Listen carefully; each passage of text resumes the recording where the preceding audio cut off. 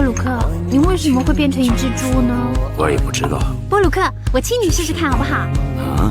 你没听过这样的故事吗？青蛙王子因为公主的吻，终于恢复人形啦！你傻瓜！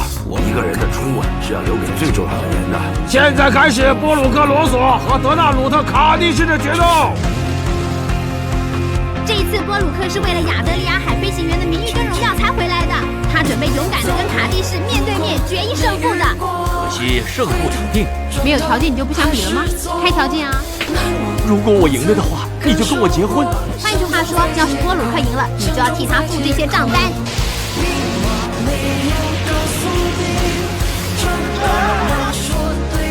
比赛结束了。菲尔，你到底要哪一个？不要随便叫他的名字。